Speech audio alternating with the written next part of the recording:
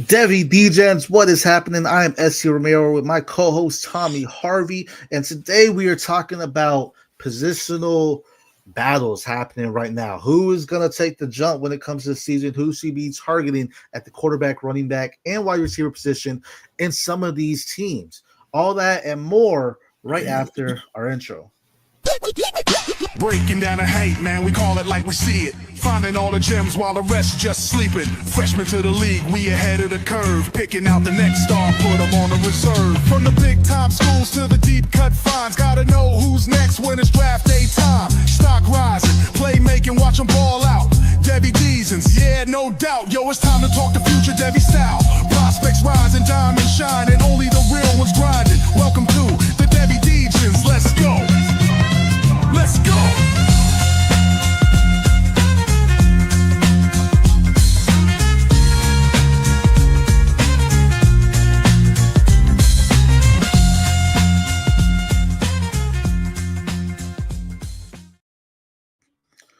Devy Degens, how is it going? I'm SC Romero here, and my co-host Tom Harvey. Tom, how are you doing today?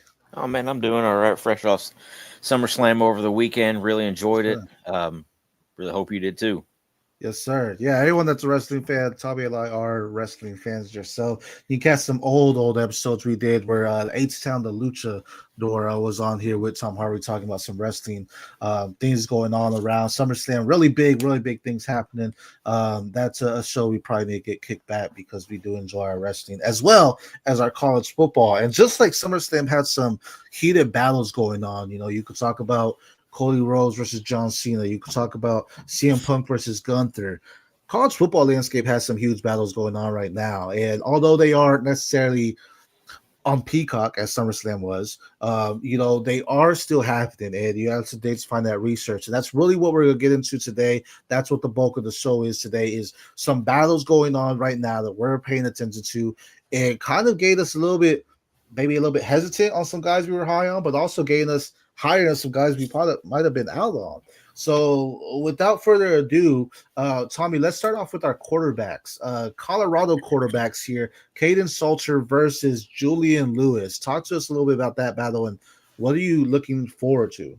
You got the Liberty transfer and Caden Salter coming into Colorado. Julian Lewis, the pretty highly touted true freshman coming in. They're battling to take over for the departed Shedeur Sanders. I think it's going to end up being Caden Salter. Just the experience level there. He's played well in the past. And honestly, in the Big 12, they don't play a whole lot of defense there either. So it's probably not going to be much different than what he saw when he was at Liberty, honestly. For sure. No, I mean, I think people might be down on Caden Salter because he didn't have the same season he had in 2023. It was kind of a down year last year for him. Ended up transferring out. And to be honest, this is something that maybe would have boosted up Malik Willis a little bit higher, right? Because everybody was big on Malik Willis when he was at Liberty, had the cannon arm, had some mobility, and then it was like, oh, he's going to be the next great prospect. And then next thing you know, he's dropping down the draft board. Caden Salter might have saw that at Liberty and said, hey, if I don't get out of here and still put up something big, then maybe I'm going to drop on this draft board. So this is kind of like a do or die for Caden Salter because five-star quarterback Julian Lewis is coming in. And this was, I would say, one of the first, correct me if I'm wrong, one of the first big-time recruits that Coach Prime, Deion Sanders, and they're recruiting like the first big five-star, like Julian Lewis coming out in the sense of like with Shedeur leaving, it's like who's going to be the quarterback, and they brought in Julian Lewis, and it was a huge signing for him at that point. So the stardom is kind of behind Lewis at this point, where Caden Salter is kind of the has-been right now at the point. We know what he's capable of, but I think, I don't think Prime is really afraid of putting in this true freshman quarterback if Salter's not doing it. I think he goes with Salter as well. But I think Julian Lewis is someone that if it's not going the same way and we see more of a 2024 season resemblance than the 2023 season for Caden Salter, we're going to see Julian Lewis in more. Now, for you right now, you say Caden Salter is going to be the starter. So you're going to take Salter over Lewis. Is there any way that you can switch that before season happens where you might take out Lewis over Salter? Probably not before the season starts. I I think they want to see how Caden Salter does, especially with having, having the weapons there that Colorado has, Draylon Miller, Amarion Miller, Joseph Williams. They have good weapons there. I think Hakeem Williams also transferred there from Florida State. Big time prospect too.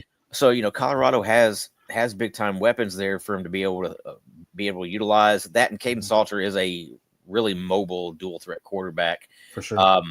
You don't really want to hand the reins over to a true freshman right away, For sure. Especially if you have an option, and Caden Salter's a pretty good option to have. For sure. FF the Mad Dog, what's going on, man? Thank you for joining in. Let us know who you think wins this quarterback battle out of Colorado, Caden Salter or Julian Lewis. For all the people watching, let us know who you think wins these battles that we talk about. Now, I agree with you on that landscape as well. Keene Williams, I'm glad you brought him up because coming out of high school, people are like, oh, he's like Julio Jones. Florida State, he didn't really do much of anything. I think freshman year, he had one big play, it was like 17-yard touchdown, 18-yard touchdown. They kind of just didn't do nothing. So I'm excited to see what he can do in Colorado. I think that's something that they were missing, that big time type of wide receiver. Obviously, they had Travis Hunter, but he wasn't a big wide receiver. He's a big time receiver, but not a big wide receiver. So I'm excited to see if Hakeem Williams can slide into that. So our next quarterback battle here is going to be Ohio State's quarterback battle. Julian Sayin versus Lincoln. Oh, you know how to pronounce his last name? I don't mispronounce it. Kienholz. There you go. I appreciate that. So those quarterbacks there, who do you think, or talk to us a little bit about that quarterback battle going on? Let's not also forget that Tavien St. Clair is there too. Yeah, for sure. Five-star freshman. Right. I think it's going to be Julian Sayin to at least start the season. They're going to see how he pans out. If he's not good, then I don't doubt that they make the change over to like a Kienholz or a Tavien St. Clair. I just think there's way too many weapons there for any quarterback to fail. Honestly, sure. And Sayin was a really highly regarded recruit. Also, he initially was going to go to Alabama, and then after the spring, he transferred to Ohio State last season. Right. And then, he was pretty much the backup last year to Will Howard. So I think it's Sayin's turn. I think he's mobile enough to where he's going to be able to make things happen, at least escape wise. I don't know how many big plays he's going to make running the ball. But he does have to look out because right behind him, I think with Tavien St. Clair, he's that prototypical, big bodied dual threat quarterback who can really sling the ball. So Sayin's really going to have to prove his worth. For sure. I think we were talking about this kind of type of battle a few years ago when it was, you had Will Howard, even Devin Brown there, and I'm missing out on the last guy that was there. Not Strauss, someone else before him. I'm blanking on McCord, that's who it was, who transferred to Syracuse. I feel this is a deeper one. Like, this is a more competitive one, in my opinion, as far as the guys. Because, I'm high on Julian Sayin. I have him as the number 2 in the freshman class behind Lagway. And then, you had Tavien St. Clair coming in, or 2027, I shouldn't say freshman, because Tavien St. Clair is that freshman. And then you have Tavien St. Clair coming in, and then you have Lincoln coming in. I think we kind of saw this with McCord, where it was like we thought Devin Brown may take the reins. McCord wasn't pushing it down as much as they could have. Then you saw Will Howard go in, and it was like a whole different type of offense. I feel hopefully that's going to be a similar thing. If they're not pushed it down, they don't have the running backs necessarily to lean on as they had Quinton Junkins and Travion Henderson last year. They have some good running backs, but some running backs that might need to get their feet under them, maybe adjust people, right? Exactly. You have Donaldson there, right? Donaldson transferred over, but he's more a bigger grinding type of running back, just gets you the inches by inches. He's not going to be your explosive type of running back. So it is going to be more of a lean on the offense as far as the quarterback's arms and what they can do. So, we have our guy, Devy Degens, as well, saying is on this short lease. I think yes and no. I wouldn't say it's too short of a leash, not as some other quarterbacks maybe, but I do think if there are some struggles, they may not be afraid to pull him back. Because that doesn't mean to me that Sayin is done, though. It means to say we need to pull you back a little bit. We're gonna let Lincoln come in here and do some more things. I don't necessarily know if Tavien jumps Sayin in the depth chart right out the gate. I think Sayin's going to be the guy to start Lincoln at the 2, then Tavien. I don't think if they pull in Lincoln, then they're going to just say you're now QB3 at this team as well. I think there's a lot to be said there. This is going to be probably one of my most interesting battles that I'm paying attention to and what can happen here. Yeah, because I mean, if it goes a little sideways, then it's a possibility Sayin may not even be there next season. Right. Because if this thing goes sideways for them at all, now all of a sudden you're looking at Tavien St. Clair, who could end up taking that job over as a true freshman, even if it's mid to later on, towards the end of the season. That may force Sayin out. So I mean, you never know how this is going to play. Yeah. Yeah, it's going to be exciting to watch, especially after winning a national championship. They may be like, hey, we'll try to get back there. And if we can't do that, especially with the wide receiver core they have, we need to make sure that quarterback's there. Exactly. Now, going on, we got Michigan quarterbacks. Now, the talk is Bryce Underwood, the 5-star freshman, 101 in the freshman class to many people, against Mikey Keene. Talk to us a little bit about that one there. Yeah, they brought Mikey Keene in as a transfer from Fresno State. I was never a huge fan of Mikey Keene's game. I thought he left way too much on the table there at Fresno, but they brought him in for a reason, right? So, very good possibility that Keene could end up starting the season as the guy.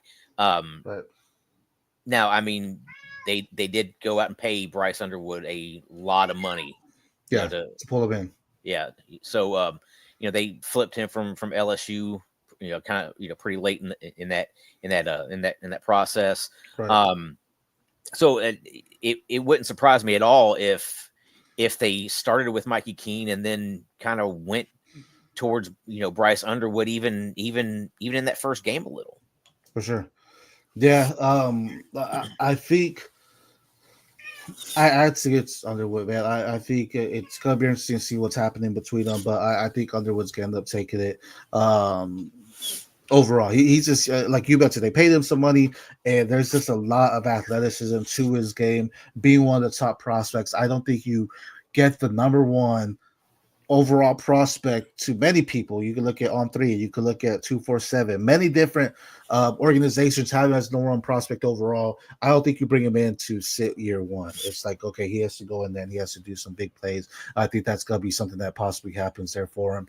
At Michigan, the benefit is if they do want to wait, they have a little bit of time to rebuild. I don't feel they're at with the season they had last year. I don't feel they're at the contention where they're like, hey, we need to go out there and win. Obviously they do, but I think they'll have Bryce. We're okay to, let's say, let you have your freshman flaws. Like, it's not like you're just going in there and do it, but we want to see you on the field as well. So I'm excited to see what can happen there between them as well. But it'll be fun.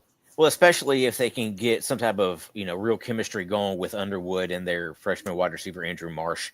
I think those two could be a really good combo for the next few years. For sure. And we'll talk about their running backs here in a little bit as well. But now Alabama, this is one that you and I have talked about in the past. I'm going to step away for just a second, but Tommy, go ahead and talk to us about Alabama's quarterback, Ty Simpson, Austin Mack, and Keelon Russell, what that can look like. Yeah. As of right now, it kind of looks like Ty Simpson's going to end up having that job to start off with. We saw a little bit of him a couple years ago during the South Florida game that they almost lost. Whenever they picked, I'm blanking on his name.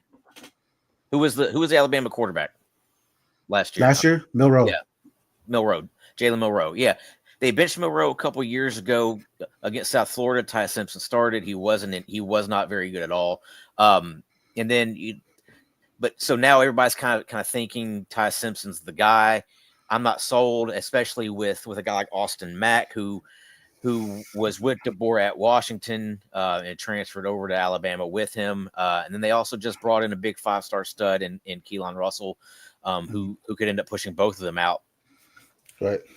I think Betty believes Ty Simpson is him. Ty Simpson will get the reps, I do believe. Yeah. But I think the quarterback you want is Keelon Russell for the future.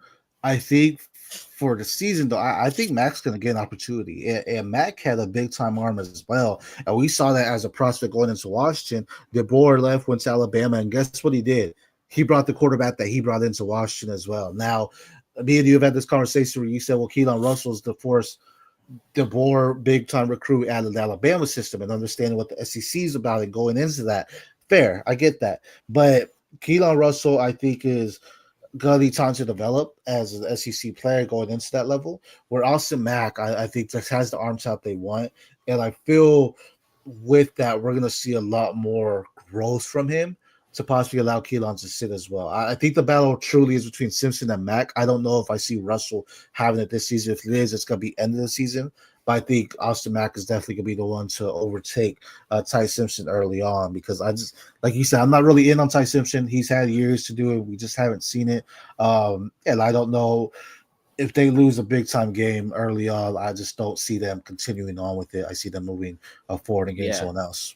Yeah, I think this could be one of the most volatile situations in all of college football because Alabama is positioned to have a big season. You know, they had a quote unquote down year last year by going 9-3. That's down though. Yeah, their fans weren't happy with it. So now they're coming in with potentially Ty Simpson as their starting quarterback. That's a little scary for a team that's expecting to contend for the playoffs, you know. That went with the better quarterback last year, Mel Rowe, and they missed the playoffs though last year, didn't they? They were just out with 9-3. So with the playoff things being in loom, I mean that's a big part, right? Like it's no longer just national champion. It's like you have to go through a playoff. So if they miss it again, and there is no adjustment, say they go with Ty Simpson all season, they go 9-3 again, and they miss it again. Is DeBoer still that guy? I don't know if they would. I don't know if they would have it after two seasons back to back. DeBoer's seat would be getting hot at that point. Yeah. Yeah, and so it'd be different if like they're not winning it, and then he ends up going with a different quarterback in Mack or Keelon, and then it's like he's trying. It's like okay, there's a difference. But if he sticks with Ty Simpson the whole time and it's not working out, then I think there's some concern there. It's like okay, we gotta watch this out as well. But that's gonna be a very interesting battle, especially with the wide receivers that they have as well. I mean, one of the top prospects in Ryan Williams, right? You have some good running backs in Jam Miller as well. You have Derek Meadows coming in, Jeremy Bernard, Isaiah Horton. Bernard. They got talented wide receivers. Some guys we'll talk about later as well. But yeah, they have options there. So there really isn't excuses as far as any quarterback that's there, whether it be Ty Simpson, Austin Mack, or Keelon Russell, there is not excuses. It's not like you're going in with a down wide receiver core. You have talented wide receivers there that know how to play the game as well. So that'll be fun to watch. Now, our last quarterback battle here is actually a fun one as well. It's Cal quarterbacks, Devin Brown and Jaron-Keawe Sagapolutele. I don't know if I said that correctly. Sagapolutele, former Oregon commit, now over there in Cal as well. Talk to us a little bit about that battle. Yeah, you know, Devin Brown transferred in from Ohio State this past season. You know, he was considered a big time prospect coming out of high school. Matter of fact, a lot of people thought he was QB1 out of his freshman class. And then it just never clicked for him there in Columbus at all. To the point where now he's transferred out. He's at Cal, and he's in another QB battle with a true freshman. Jaron-Keawe Sagapolutele is, another kind of borderline 5-star quarterback prospect. Cal, reeled him in, stole him away from Oregon. So you have to think that the leash may be a little short there for Devin Brown too, especially with Justin Wilcox kind of wanting to win. You know, he didn't want his seat getting hot there. Right. Yeah, Cal's gonna be interesting, especially after they lost Jaden. There's a lot of things moving pieces around for them.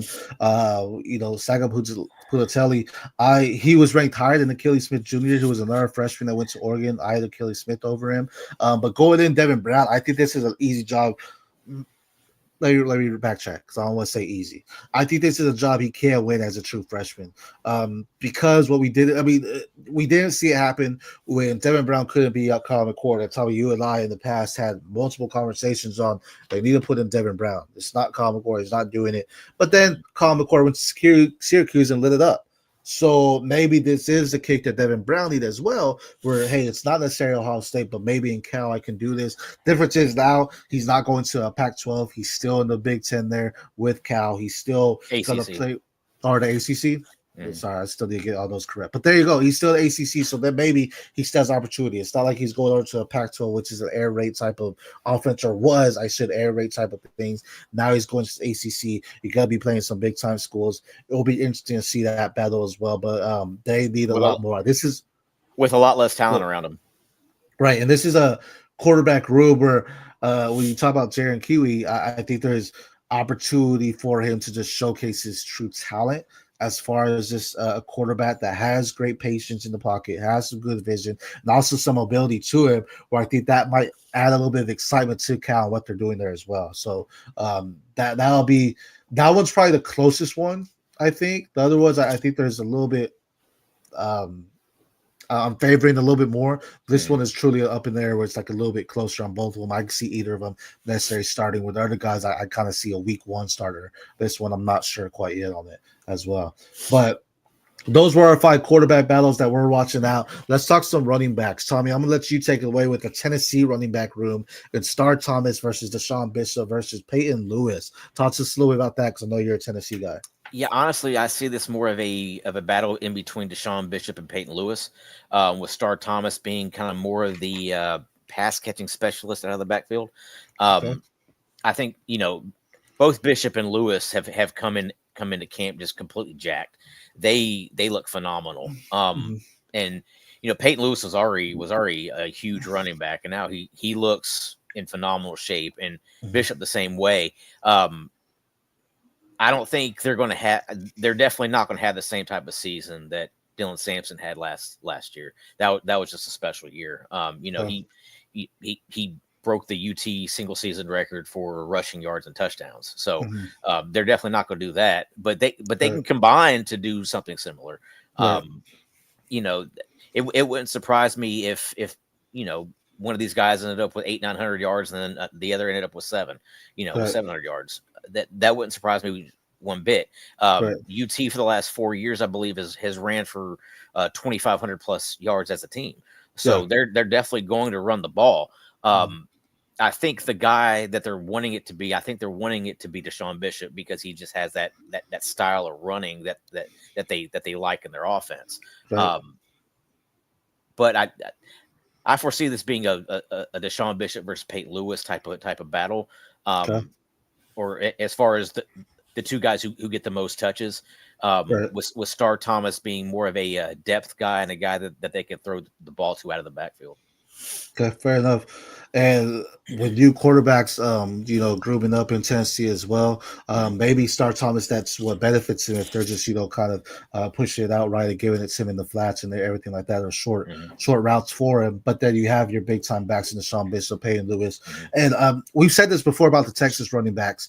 We'll talk about them a little bit later, but you don't necessarily need 1,000 yards to be considered one of the greatest. If you're going in there and you see something like that happening, you need to watch how they're working in the committee. Look at what Katron Allen and Singleton are doing. They both look like they could be solid backs working in a committee type of approach. You don't need a star RB, a true RB1 to necessarily say, oh, this is the top back. Like, they can both work in tandem. So it'll be interesting to see what they can do, especially with some new faces going on in Tennessee. We have our guy Daniel Dixon joining in. Thanks for joining in, Daniel. He says Deshaun Bishop is my guy. Hey, we hope that happens, and we hope we see some great things coming from him. I've seen him run ever since he was in high school. So he was a big time back at Carnes High School, and he was an amazing high school back. When he entered UT, he was a walk on. Just because they didn't really see a whole lot of fluidity from him, the burst wasn't there. But he's gotten a lot better over the last couple of seasons, to where now he's looked at as potentially being their starting running back. So he's had to put the work in. There you go. And time will tell. But again, sometimes the committee approaches are good if he gets that rest, that saving for the big time games and things like that as well. So that'll be a good one to see. Star Thomas will be interested if he's the one, the de facto out there. And then we have Bishop with Lewis there. Now, Speaking of three running backs here, this is going to be an interesting one as well because LSU running backs here, we have Caden Durham, the true freshman last year that came in and kind of, I felt like saved the season as far as just adding some juice to that offense as far as the running game last year. You have Caleb Jackson, who's dealt with some injuries. Then you have another heavy top freshman and Harlem Berry coming in that if they were coming out together, Caden Durham and Harlem Berry, I might have Harlem Berry ranked over him. But since Caden Durham had a bigger season last year, it's like, okay, Caden Durham's going to be the guy there. But talk to us a little bit about this battle out of Baton Rouge. Yeah, I don't see this as being much of a battle at all. Caden Durham's the guy. He took over that backfield last season, and he's that kind of bowling ball type of runner. 5'7". I've said this several times before. He reminds me a lot of Ray Rice, just his build, but more explosive. Whereas Harlem Berry, he's quite a bit shiftier, but he's also smaller. Stature wise. Right. He's about 185, 190 pounds, whereas Durham is well over 200 at this point. Right. Caleb Jackson, has that kind of prototypical build.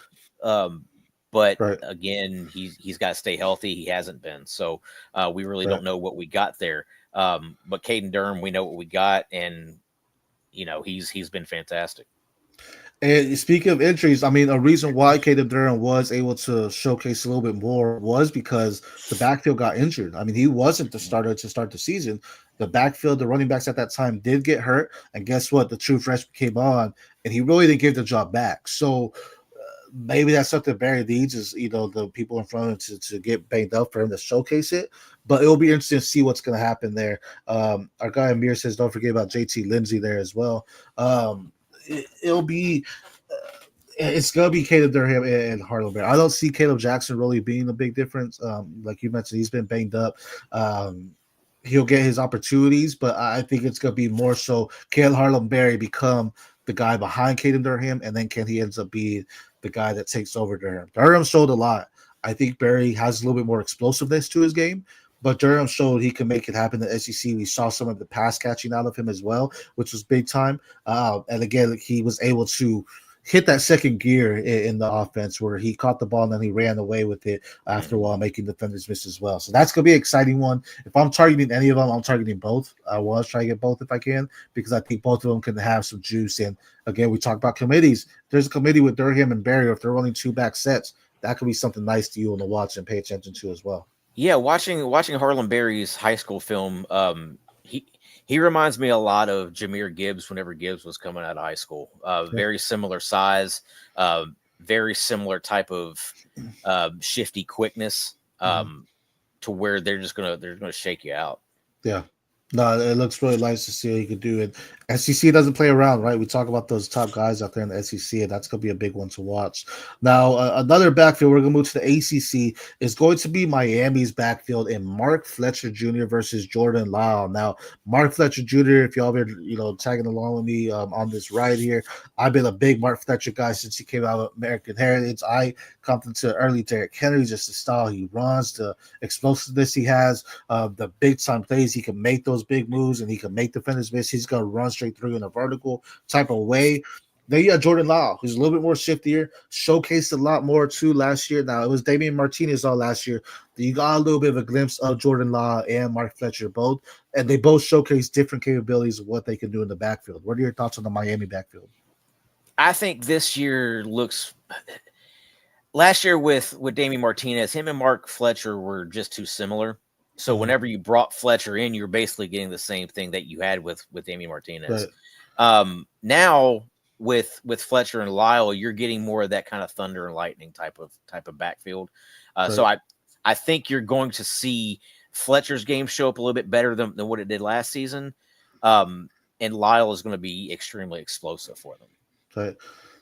This will come. The short will come with Mark Fletcher. Again, I've been big on Mark Fletcher. What you said, Tommy, about the similarities with him and Damian, I agree.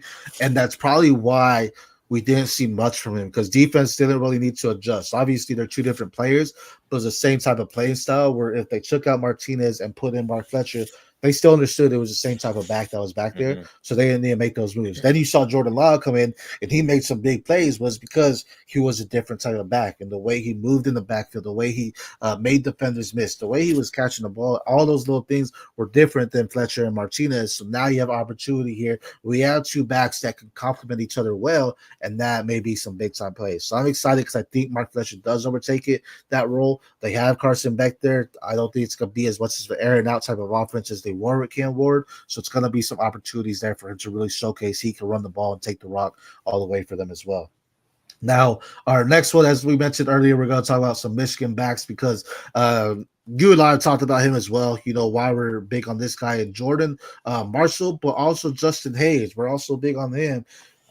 I feel our tone has shifted a little bit as we've talked, as we progressed through the Devy Degens, and realizing Jordan Marshall might end up being the guy, and it might not be Justin Haynes. Talk to us a little bit about that backfield. I think it's going to be much more of a split backfield than what people think it is. I think Justice Haynes is a good back, but he couldn't beat out Jam Miller at Alabama.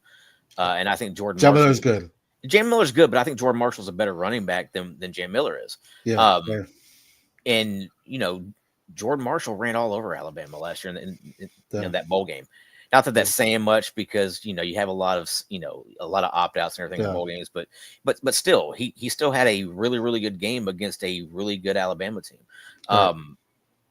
And I just don't, you know, I don't see them completely moving away from him in completely, you know, totally in favor of Justice Haynes. I think it's going to be much more of a split backfield, and I think they're going to continue to run the ball a lot. You know, especially with their quarterback situation, whether it be Mikey, Keene or a true freshman Bryce Underwood. I think they're going to run the ball a lot.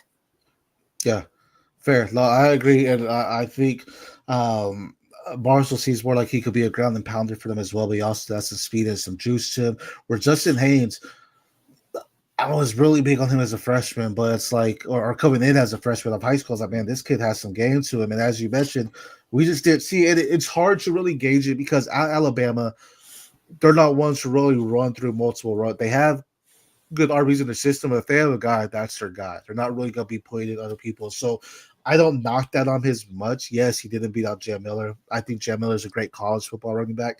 But Justin Haynes, I think we haven't seen it yet, but there is juice there. And this could be it where he goes out. Because I think if we see someone take a hot hand, I think they're going to roll with that and stop doing the split carries. I think they'll do a split carry type of back until we see someone really run away with it and take the ball and not give it up at that point as well. So this one's one of the closest for me. I think I kind of favor Marshall right now because I need to see a little bit more from Justin Haynes. As I said, as a freshman, I really loved him. Or coming in high school tape, I really loved him. But I need to see more of it. I haven't seen what I want to see at a college level from him quite yet. We started to see some from that Jordan Marshall this past season as well. Now, another backfield that we've been talking about consistently, and it has great ones. And arguably, I just made a tweet actually not too long ago. Is Texas had the best running back room? If so, it's probably because these two guys here are top prospects when they're healthy. Tavien Wisner and Cedric Baxter. I know you're a big Wisner guy. I know you. I think your hot take was there's not a 1,000-yard rusher in Texas this year, but also Cedric Baxter is healthy. Does that push Wisner back a little bit? Because we know if he's healthy, he could arguably be the best back in the nation. But Wisner came out and showed, hey, don't worry if Baxter's hurt because I got you as well. What are your thoughts on this backfield? Yeah, I don't think they have to push Baxter here because they do have Wisner. And, you know, I may be – that was a hot take. I may be kind of cooling on that take a little bit because I think both of them could potentially have 1,000 yards. Okay, actually. So here's a new hot take there. Yeah, I mean, you know, they could neither have 1,000 yards or they could both have 1,000 yards. It really depends on how much they want to run the ball with Arch Manning being their quarterback. For sure. Not only that, but remember, Arch can run the ball too, and they still have Jarrett Gibson. They got another freshman in James Simon. They're going to be able to run the ball because they have so many options to run the ball. So, again, I'm not sure that anybody gets to 1,000 yards there, but also at the same time, it would not surprise me if both of these guys got there. And sometimes you think about it in situations, less is more. So if they're getting less opportunity, they may get more yards because they're able to take a rest and take a breather. Because it could be like Baxter go in, let Wisner get a couple downs of rest, or hey, let's go in Gibson, go in, let Wisner and Baxter get a couple. James Simon, we're actually gonna run you out because we're up 20. We don't need these guys to go, and we're gonna let all those things to play a factor. And then Arch, they can have design plays for Arch to run. He is that athletic that he could be able to do that. And then we talk about their wide receivers. Like they have a solid wide receiver core, arguably a good depth of wide receivers, actually, that it could be a big air out type of year too. Maybe they want to lean on Arch's arm and not use those running backs. Yeah, they got Ryan Wingo. They brought in Emmett Mosley from Stanford. They brought in Jack Injuries, the tight end from Cal. Mm-hmm. They got DeAndre Moore. DeAndre Moore. They brought in those, the freshmen and Michael Terry and Khalil Lockett and Jamie French. They got tons of receivers there. A couple of them are young guys, but still, I mean, they have plenty of weapons there, which is why they're going to be, a playoff contender. Yeah, that's going to be exciting to see what Texas has. It can honestly be one of the most explosive offense that we see Texas have in a while, I feel like, just with the way they have weapons around Arch to just really develop and do some big things. Now, let's talk a little bit about one more running back room in Arizona State's running back room in Kanye Udoh transferring over from Army, if I'm not mistaken. And then we have Kyson Brown there as well. I know you're a big Kyson Brown guy, though, but Udoh's actually very nice as well. Talk to us a little bit about this backfield. Udoh is good. And I think that this is probably going to be a 60-40 type of split. I think Kyson Brown is probably going to be the more used guy, just because he's been in that offense. He's that kind of that veteran guy there. Whereas Udoh's a good runner, and they've both been super impressive in camp so far. The thought is that Kyson Brown is probably going to be the first guy tried out there. Also, he's a really good receiver out of the backfield, which you saw last year that they like to use that with Cam Scadaboo. And Kyson Brown is kind of that next guy up. But so I see him kind of getting that 60-40 lean. But Udoh's going to get plenty of opportunities himself. Yeah, I think this is Kyson Brown's job to lose. I think Udoh could definitely go in there and take it because we did see some nice runs from him. It was at Army, so it's like, but at the same time, we did see some nice moves from him. So now going into a Big 12 that's kind of up in the air, but also going to a team that won the Big 12 last year and actually had the bye week in the playoffs, one of the top teams in the nation, if you want to look at it that way. In Arizona State, they still have their quarterback in Sam Levet. They still have a solid wide receiver in Jordan Tyson as well. There's some opportunities there. They also brought in Jalen Moss out of Fresno State, who was a really good wide receiver there too, to go against and compliment, Tyson Brown as well. Jordan Tyson Brown, to go in there. So this will be an interesting backfield to watch as well. Udoh being the high transfer, but Kyson Brown kind of being there and understanding the system and knowing what they need and expect from Cam Scadaboo last year. This could definitely be something to watch, but I do think Kyson Brown gets the early reps and you're going to see him as a starter early on there as well. Now, as you know, every episode, we do our own mock draft here. So without further ado,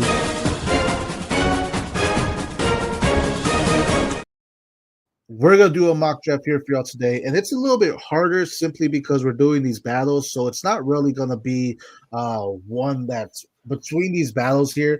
Me and Tommy actually joined the C2C startup, and we're going to go over our first round in this startup. I was kind of surprised with some of the picks early on, but we're going to talk a little bit about it. Number one in the startup, Jeremiah Smith. As we said before, if you're the 102 person ahead of you doesn't take Jeremiah Smith, tell them thank you, and you draft Jeremiah Smith. That's a hands down. Tommy, you had the number 2 pick, and this one actually surprised me. But you went with Arch Manning, number 2. Well, I went with Arch number 2 here because I was wanting Lagway to come back to me in the second round, but you pissed me off and took him right before it got back to me. So I was really hoping to start my draft off with Arch Manning and DJ Lagway because most C2Cs you're not really. I mean, you're the first 8 to 10 rounds you're probably going heavy Devy, but I didn't think anybody was really gonna take Lagway before 211, but you did it at like 207 or something like that. And I was like, whatever, man. Come on, man. Like you knew I was before you. That was child's play there. That was malpractice on your behalf. I, No, but I think you also stole Dallas Wilson from me in the third, didn't you? yeah, Or the fourth, whatever it was. At that pick, I will get off the topic. But at that pick, I knew if I didn't take him, you would have taken him. So I was thankful he got back so I can pair it up. I did take Lagway in the second there. When you took it though, and then in the second, I took DeCorian Moore. So I was that okay really, with that, I guess.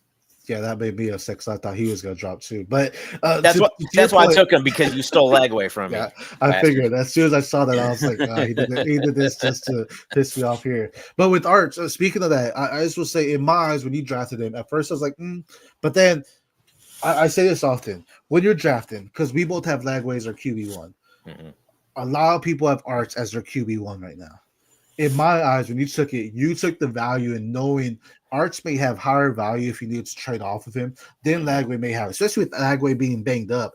There may be more opportunity to get more in the Arch package if you want to trade off of him than there would be Lagway. Right now, there's question marks with Lagway's health. So there's opportunity there in that sense. And when you took it, when I started thinking about it, I was like, I kind of see what he did here, but now it's I know you're hoping Lagway, but at the same time, it's like this makes sense to go Arch number 2 over Lagway. You gotta think about what the consensus does. Don't always go with your personal rank. Don't go with your guys on personal rankings when you're doing a draft, because sometimes your rankings isn't what consensus does, and now you just allowed someone else to drop and get a guy. And it's also a C2C. You know, it's not a straight Devy, it's a C2C. So we are counting their college production here. So Arch Manning has a higher ceiling as far as his CFF production, just because and Florida's schedule is ridiculously hard. It's an onslaught. It's crazy. So I went with Arch as that number 2 pick, thinking maybe I could get Lagway to come back to me in the second. If I would let Arch go, there was no way he was coming back to me in the second. Whereas Lagway potentially had the possibility to. I'll talk about my pick here in a little bit. I would have with Lagway, but I knew this guy wouldn't get back to me as well. But number 3, Jeremiah Love. So we had the wide receiver 1, arguably the quarterback 1, and arguably the RB1 going 1, 2, 3. Like those picks. Number 4, Nick Singleton. This one was a surprising one to me. C2C, I get it, but I felt he's not getting back to the guy that had the 104, so I understand that. But I would have taken him a lot later, especially with going with Kate Klubnik with number 5. I took Ken Coleman at 6 because I wanted the top wide receiver, whether it be Coleman or Williams. As y'all know, I have Cam Coleman above Ryan Williams, so I went with Cam Coleman there. And then Garrett Nussmeier, like the pick. Ryan Williams with 8. Lenora Sellers, I understand it, like it. Mackay Hughes at 10, Darius Taylor, and then Bryson Washington at 12. In that jump after the 103 with Jeremiah Love, is there any pick that really surprised you, or any pick that you think was necessarily a reach? I was kind of surprised Bryson Washington went first round. I can understand. I was wanting to understand getting CFF production. I don't necessarily see him as a high end Devy guy, which in your C2C startups you want to take primarily Devy guys in those first several rounds, just because you can stack CFF production later. But Bryson Washington may end up being a pretty good Devy prospect. I kind of see him along the same lines as I see a Damon Claiborne.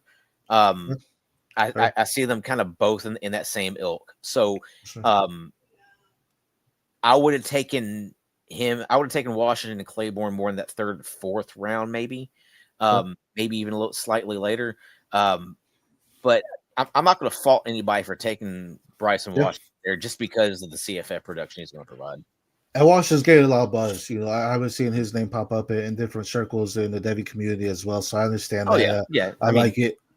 And as you mentioned, with we know too, sometimes that CFF production does lead to higher draft capital.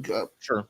Let's knock on these GMs, but sometimes I feel the GMs look at the stats, not necessarily the tape as much. Obviously, they do watch the tape. I know they do. I see the film room things. I know they watch the tape. But I'm saying sometimes it feels like, how would you take this guy over this guy as well? But I understand Bryson Washington. The running back run at the end there was nice, huge. Taylor Washington. And really, I understand all the picks there. I was surprised Lagway did get back to me. I would have taught wide receiver because I feel wide receivers are the safest bet when it comes to these college prospects. But Lagway getting back to me, I was kind of surprised. But I think the injury allowed it there. And when he did get back to me, I was questioning because I was like, oh, I could get another wide receiver here. but I also knew if I did it, you were going to get around taking. You So knew that's what why I I was. liked You it. knew what I was Yeah, trying to do there. exactly. But We played too many leagues together. Right. But coming back to that, you got Mackay, Hughes, Bryce, and Washington type of argument there in the first round. I would have taken Nate Frazier over both of them. It's fair. Love it. I think he actually went, if I'm not mistaken, he went shortly after there as well. So no, that was great. I love that whole mock there, or that whole mock we did, but it's actually a draft that we're in, a C2C startup that we're in, kind of a late notice startup that was like, hey, let's just start one. Why not? That's what we do here at the Devy Degens.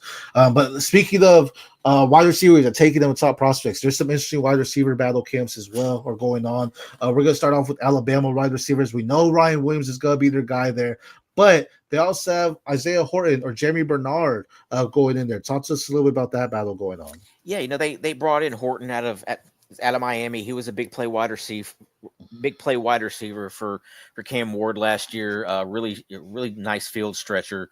And then Jeremy Bernard, I kind of see them. I see them playing different positions. I see Bernard more of that kind of slot guy, whereas as Horton and Ryan Williams are probably going to be their outside receivers. Right. But as far as looking at who's going to be, kind of that second option there at Alabama, I think it's probably going to be Bernard, with Horton being more of that field stretcher on the outside. Yeah, Bernard coming in, also another guy that came in from the board, if I'm not mistaken. Yeah, he did from it's really something I want to see a little bit more of, because I feel we didn't really see that much from it last year. It's kind of the Ryan Williams show ended up happening. So I want to see if they're going to get him a little bit more involved with that whole situation there. Horton, big time guy. He may play opposite, which means maybe Jeremy Bernard's more in the slot, and I think we may see a little bit more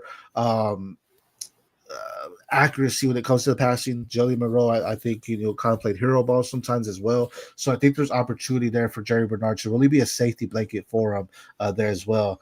So we're going to see some big things happening there as well. Someone's commenting saying it's my pick in the fantasy draft there also, so I need to make that happen.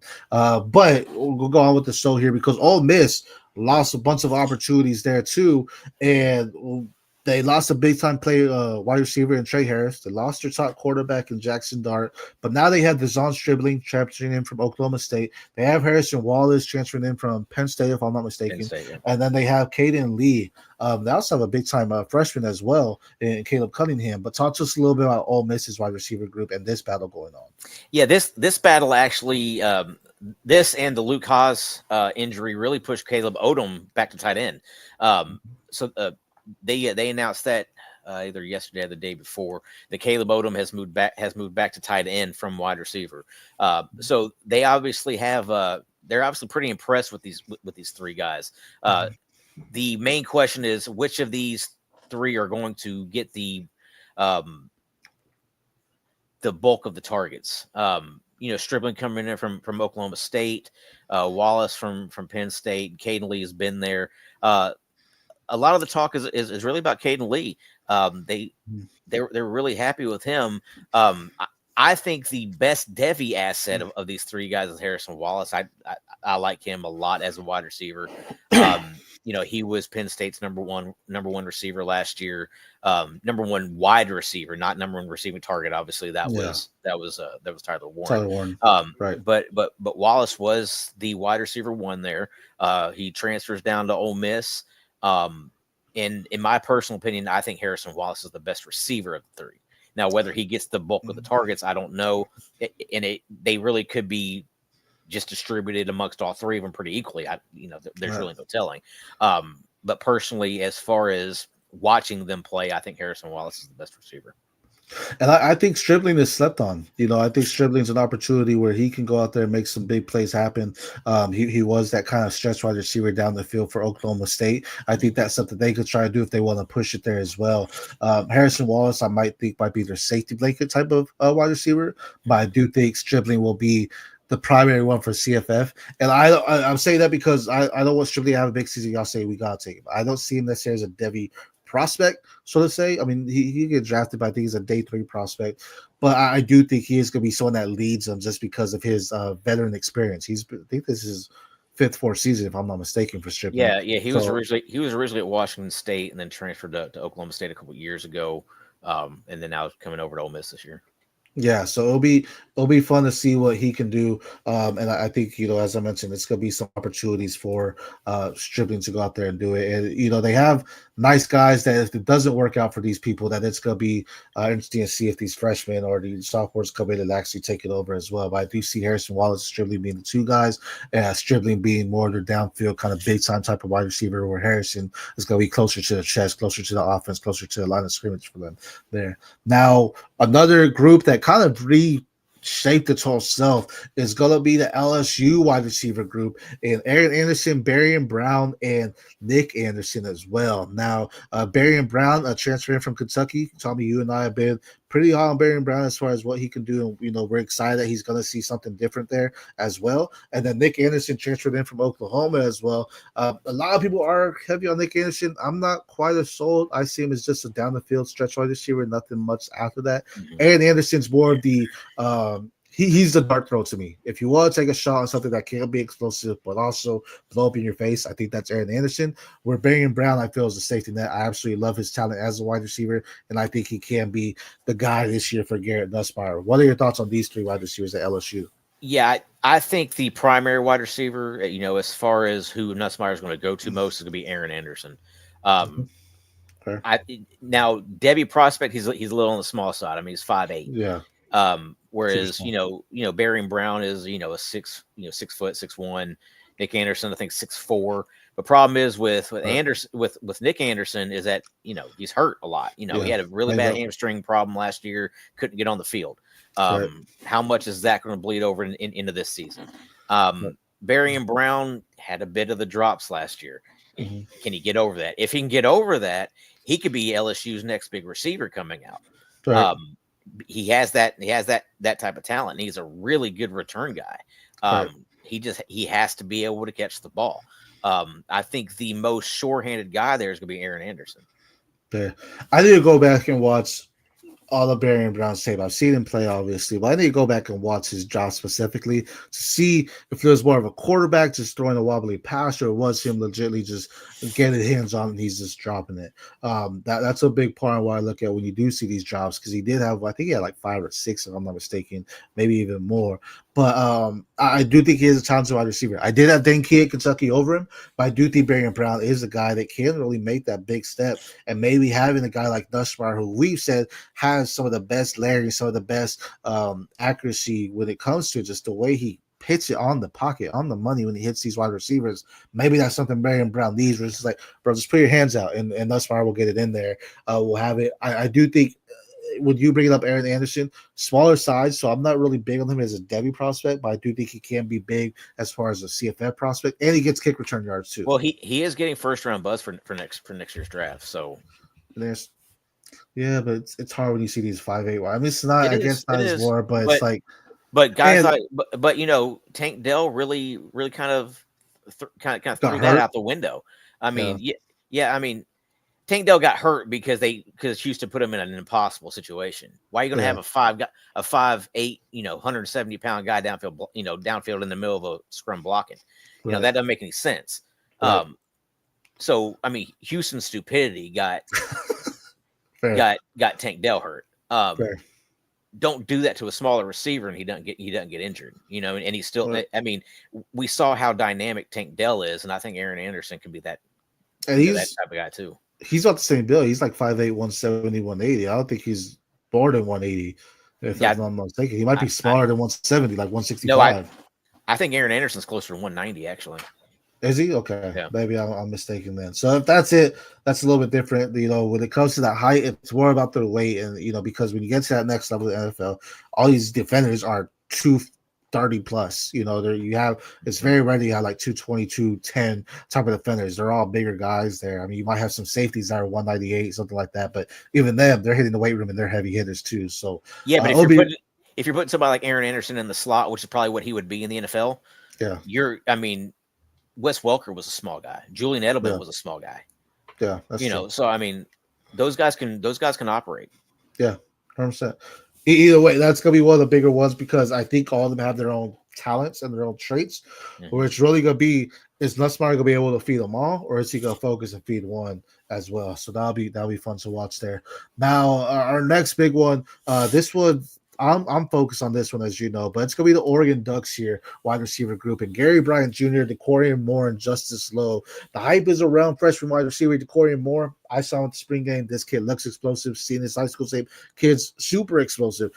He can't be the next guy up. Evan Stewart went down. It's an easy transition for DeCorian Moore to easily take over what I felt they wanted Evan Stewart to be. They're kind of very similar in their traits and what they can do on the field. DeCorian Moore, I think, has some explosiveness to him. Whenever Stewart's healthy, he does have that as well. However, I'm going to say this now. Justice Lowe's a good wide receiver. I think he's going to be the 2. Gary Bryant Jr. is the wide receiver you want to watch out for. They wanted to get him the ball last year. He was banged up and got hurt. There's multiple times before that they tried to get him the ball where it might have been, if he didn't get hurt, Evan Stewart might not have seen as many opportunities as he did last year. I called it last year saying Tez Johnson was going to be the wide receiver 1. I'm going to put my stamp here and say I think Gary Bryant Jr. is going to be the wide receiver 1 for Oregon this year, if he's healthy, obviously. What are your thoughts there? Yeah, I mean, you're able to look at several guys there in that Oregon wide receiver room that could be that wide receiver 1. I mean, not only these 3 guys, but you got Jaron-Keawe, Jeremiah McClellan, Kyler Casper, Cooper Perry. Yeah, so I mean, you have a multitude of guys there that Dante Moore can spread the ball around to. Not to mention, Kenyon Sadiq, who is just a freak athlete who is potentially the tight end 1 of this upcoming draft class. Yeah, and Gary Bryant Jr. will be the wide receiver 1 for sure. Kenyon Sadiq may end up being the leading receiver, though, honestly, because of his athleticism and what he could do on the field. They're gonna line up Kenyon Sadiq all over the field, and he's gonna be making plays. He is that athletic. He's a freak athlete. It's gonna be big. But again, if Gary Bryant Jr. is healthy all season, he's gonna be the wide receiver 1 for Oregon. DeCorian Moore is gonna have a great showing, but I don't. This wide receiver room is deep, and I think people just get on that 5-star hype. We do too. I'm not saying it doesn't happen, but I do think Bryant Jr. Dan Lanning likes to play next guy up in the system. Well, I mean, Jaron-Keawe was a 5-star coming out of high school too, and he's from what I understand, he's starting to figure it out a little bit. So there was a lot of off the field issues as far as grades with him as well. So he started to get that. They were saying, "Hey, get your grades up," and he's getting those grades up. He's taking it more seriously, I guess you could say, at that as well. But he's also a big time player. I mean, but the thing is, Gary Bryant Jr. recording more and more of the similarities on him because Jaron-Keawe is going to be more against Justice Lowe. I feel like in that competition there as far as what they're doing there. Now, we talked about Kenyon Sadiq, being a top tight end. However, one team that has the choice to put out some great tight ends is Georgia, and they have an interesting battle as well. And their tight ends in Oscar Delp and Lawson Lucky. Oscar Delp, I mean, we've been doing this for what, 4 years, 5 years, a little bit longer maybe. But Delp is someone that I know you or I was high on coming out of high school. We knew he wasn't going to get the opportunity at Brock Bowers. But it's also like last year specifically, it was like, okay, Bowers is gone. Oscar, it's your time to go out there because he had a great high school tape. It was like, this is your time to shine. And really, it was like they're not going to lose a step losing Bowers because Oscar Delp could go out there and do it. Guess what? They brought in a transfer. I'm blanking on the name. It's not Nesbitt. Ben Urasek. They brought in him. He got banged up too. And Delp really didn't come around to be what we thought. Now Lawson Lucky's coming in, and it's like, okay, this is an interesting battle going in because I wanted to be Delp because I had that hope in him. But it might be Lawson Lucky's opportunity here. What are your thoughts here? Georgia has the best tight end room in the country. You're looking at Oscar Delp and Lawson Lucky being their top 2 guys just because they're their oldest guys. Yeah. I mean, you're also talking about Jaden Riddell, who is a 5-star. Yep. You're talking about Elias Williams and Ethan Barber, who are both, 4 and 5-star recruits coming in this year. So Georgia has the best tight end room in the country.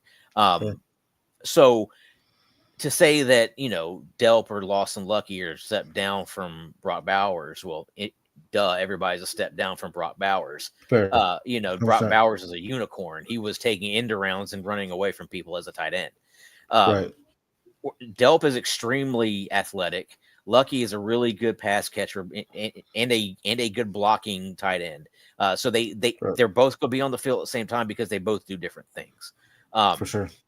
So to me, it's not about who has the best season of the two. in between Delp and Lucky, it's more of who do you think is the better fit in the NFL? As far as a Devy prospect, to me, I think that's Oscar Delp just because he's more athletic. But there is a spot for Lost and Lucky in the NFL also. Fair.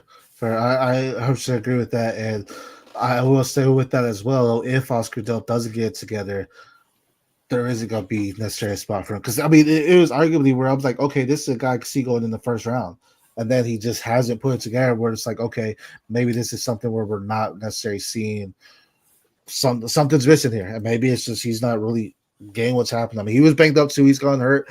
But I do want to see that next step up because they've lost a lot of opportunity as far as talent there. I know they brought in Zachariah Branch there. They have Nate Fraser, we talked about. The quarterback room will be a big play. Who's going to be the guy that Carson Beck's stepping away? Gunnar Stockton looks like it's going to be the guy there, yeah. But it's like, okay, are these tight ends going to be the safety net? Can they be the safety net for him? It's going to be interesting to see what they're doing there. But I'm excited to see it nonetheless. It'll be fun to watch there. Tommy, top of the hour here. That was a great episode talking about, our battles going in. Let's go through them real quick here. We're going to do a quick recap for everybody just so we can figure out who we're favoring going in. I'm going to start it off here. Our quarterbacks, we said Caden Salter, Julian Lewis. We will say Caden Salter. Caden Salter, yeah. Okay. Ohio State, Julian Sayin, Leakin, Kienholz, and Tavien St. Clair. I said Julian. Yeah, it's going to be Sayin at least to start the season. If there's a struggle and they lose a game or two, it wouldn't surprise me if they make a move. Okay. Michigan quarterback, Mikey, Keene, Bryce, Underwood. I got to give it to the freshman Underwood. I think eventually it's going to be Underwood, and I think to start the season it may be kind of a two quarterback situation there. Okay. But they brought in Keene for a reason. Yeah. I think Keene's going to get playing time, and I think he may be the initial starter or the guy that they put out there first. Right. But Underwood's going to get plenty of playing time too. Okay. Alabama quarterback Ty Simpson, Austin Mack, Keelon Russell. Man, Keelon Russell was the quarterback you want, but for this season, I'm going to go with Austin Mack. For the season, to start the season, start the season Ty Simpson, but I think Austin Mack's to see majority of the reps. Yeah, because I don't think Ty Simpson's any good. Okay. And honestly, it wouldn't surprise me if by midseason we're seeing Keelon Russell. Yeah, I have hope for Austin Mack. That's why I put him. But like I said, Keelon Russell is the quarterback you want there more so. With Cal quarterbacks, Devin Brown or Jaron-Keawe. I'm not gonna try again. As you can say, Sagapolutele. There you go. Who do you have? I'm gonna go with JKS for the majority of the season. I don't think Devin Brown's very good. Otherwise, we would have seen it a little bit more at Ohio State. I mean, he was there. They didn't like Kyle McCord, but he can never take over the role there over Kyle McCord. They brought in Will Howard. Will Howard was fine, but he was nothing great until the playoffs started. And he could never really break into getting playing time over Will Howard either. So now he's transferring out to Cal, where they have less obviously less weapons there to use. Right. And JKS is kind of a 5-star wide receiver himself, so or 5-star quarterback, there himself. So I'm going to say the majority of the season, I'm going to say we're going to see JKS. I say JKS, man. He's a stud talent, and as you mentioned, Devin Brown could have been on McCord, and we thought that wasn't great at Ohio State. But then again, as I mentioned, McCord went to Syracuse and lit it up, so maybe this is something that Devin Brown ends up doing as well. But I say JKS. Tennessee running back, Star Thomas, Deshaun Bishop, Peyton Lewis. I'm gonna give the edge to Deshaun Bishop. Yeah, we'll say Bishop. Okay. LSU running backs, Caden Durham, Caleb Jackson, Harlem Berry, Caden Durham. Yeah. And Harlem Berry is gonna be the two for me there. Yep. Miami running backs, Mark Fletcher, Jordan Lyle. I got to give it to my guy Fletcher. It's going to be a split. Yeah, well, I think let's go. Is it 50-50 or 60-40? If it's not 50-50, then 55-45. It's going to be somewhere in there. Okay, fair. Let's see. We have Texas running back, Travion Wisner and Cedric Baxter.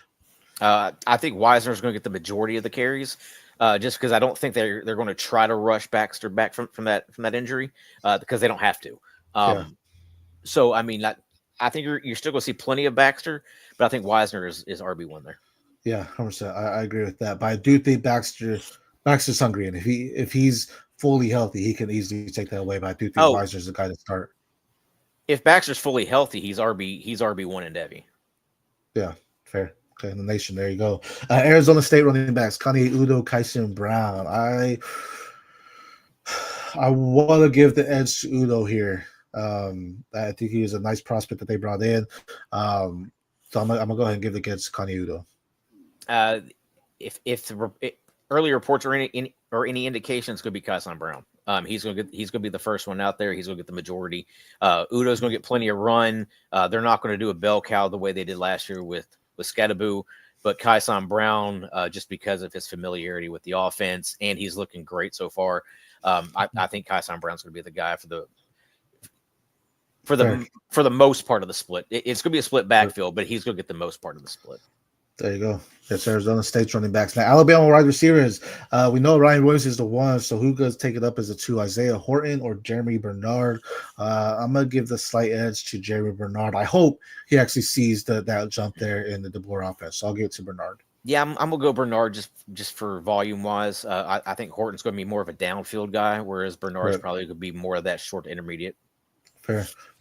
Ole Miss wide receivers. Zon Stribling, Harrison Wallace, and Caden Lee. Like I said it before, I think Stribling is going to be the guy that kind of leads the way here just because of his experience and what he can do for the team as far as stretching the field.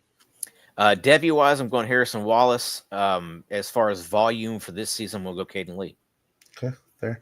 LSU wide receivers, Aaron Anderson, Barrion Brown, and Nick Anderson. I got to give it to Barrion there. My guy Aaron Anderson's going to get all the volume. Okay. Oregon wide receivers, Gary Bryant Jr., Decorian Moore, Justice Lowe. I said it, man. I think Gary Bryant Jr., if he's healthy, he's the wide receiver one for Oregon. I can see that. It's very difficult to look at a freshman wide receiver and be like, this is my guy, right? Yeah. Obviously, we saw it last year with the big three. Right. Is Decorian Moore going to be that dude at Oregon this year? It's kind of He's in the offense to do it. I will say in Devy, I'll take it to Corey Moore. I don't even know if I have any Devy assets of Gary Bryant Jr., but we're talking about the college ball here and what they're doing. Right. I think Oregon, Gary Bryant Jr. is going to be their guy. Now, the last one we have is a tight end battle out of Georgia, Oscar Delp or Lawson Lucky. I want to hope for Oscar Delp. I have a lot of shares of Oscar Delp. I want to hope for him. I haven't seen it yet, so I got to go with Lucky. I think Delp is going to have the better season. As far as yardage and touchdowns, he may not get just a ton of target volume, but he's just too athletic and too fast of a, too big of a mismatch for most guys. So for me, it's gonna be Delp. There you go. Well, there you have it, people. Those are our winners from the battles that we're looking forward to seeing how it all plays out when the season starts. We are less than a month away. Me and Tommy are excited. We're going to be bringing a lot of interesting things coming into during the season. So make sure you're tuning in. Go ahead and like, comment, subscribe to us. Follow Tom Harvey at Tom Harvey Sports on X, myself at the PPR Show on X. We're here to communicate with y'all. Until next time, we're the Devy Degens, and we will see you next Monday. Peace. Oh, wrong button. Sorry about that.